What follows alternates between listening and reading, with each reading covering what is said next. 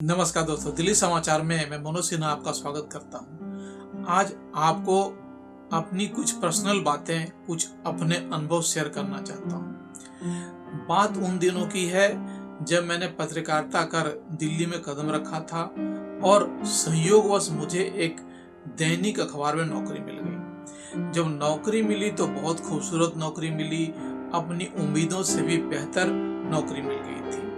लेकिन चूंकि दैनिक अखबारों के भी अपने जो कायदे कानून होते हैं उसके मुताबिक बहुत शाम को और देर रात तक काम करना पड़ता है। तो मैं वैसे बता दूं दोस्तों कि मैं झारखंड का रहने वाला हूं। झारखंड वैसा प्रदेश है जहां पहाड़, झरने और तमाम ऐसी जो प्रकृति की वादियां हैं वो सबसे अनोखी हैं। और मैं उससे जब निकल कर आया था इस भीड़ भाड़ वाले नगरी में, तो शाम हमने देखा ही नहीं कि शाम की क्या खूबसूरती होती है। वहीं बता दें कि जब रात में अखबार की तैयारी होती थी तो सुबह और शाम का कुछ पता नहीं चलता था। बहुत देर रात में ही हम लोग फ्री हो पाते थे अपने काम से। अब दूसरी बात यहाँ बताना चाहता हूँ कि आखिर जो हम लोग की शाम बिताने की जो आदत थी वो कैसी थी। अपने घर में हम लोग दोस्तों के साथ शाम बिताया करते थे। किसी नुक्कड़ पे, चौराहे पे, पान की दुकान पे, चाय की दुकान पे दोस्तों के साथ चाय पीना, समोसे खाना, पान खाना।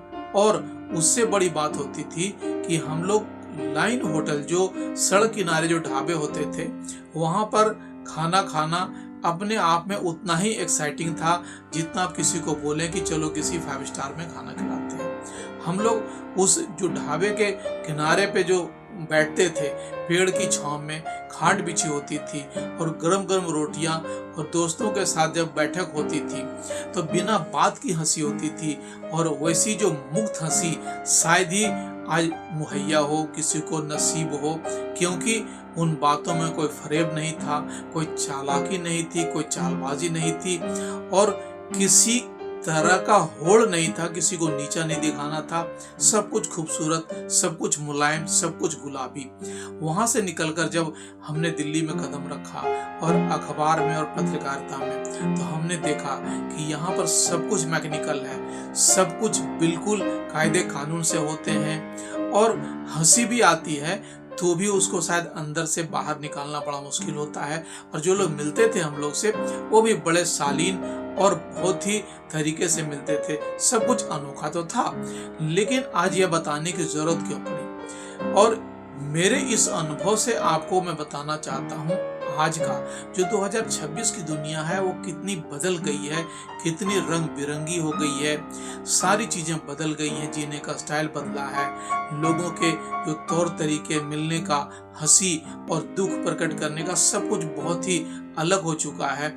आज आपको बताना चाहता हूँ कि हम लोग सेपासी, गुड़गांव, नोएडा और तमाम जो आईटी सेक्टर्स हैं वहाँ पर काम करने वाले लोग जो सुबह से शाम तक, जो हमारे की तरह एक समय में जो 20 साल 25 साल के जो लड़के और लड़कियां काम कर रहे हैं, उनको कभी आते जाते देखा होगा तो आपको हैरानी हो रही होगी। और खासकर हम लोग की होती है, क्योंकि उन्होंने शाम नहीं देखा है, उन्होंने सुबह नहीं देखा, क्योंकि घर से निकलते समय उनको अपने हाथ से जो रोटी खाते आप देखेंगे सड़क पर ही खा रहे हैं, कुछ फल खा रहे हैं, या मेट्रो में किसी तरह लद कर एक दूसरे के कंधे पर लदते हुए अपने ऑफिस पहुंचते हैं। और वापसी में भी उनको डर होता है कि फोन की घंटी कब बजेगी और कब वहां से किसी बॉस का या किसी मातहत का फोन आएगा कि बेटे कल जल्दी आना है। जल्दी आना है मतलब रात को भी नींद अच्छी नहीं आनी है, खाना अच्छा नहीं खाना है, हाजमा खराब होना है और कल की चिंता आपको सताती रहेगी। फिर जब अगली सुबह जाते हैं तो आपको फिर वही लैपटॉप, कंप्यूटर और मोबाइल की स्क्रीन आपकी आंखों के सामने है। वो खूबसूरत और प्रकृति की छटा आपको तब मिलती है जो साल में 1 या 2 दिन आप कभी नैनीताल, देहरादून, मनाली या तमाम ऐसी जगहों पे चले जाते हैं और फिर साल भर दोस्तों के संग, रिश्तेदारों के संग वहाँ के फोटो शेयर करते हैं, लोगों को बताते हैं कि कितनी खूबसूरत जगह थी।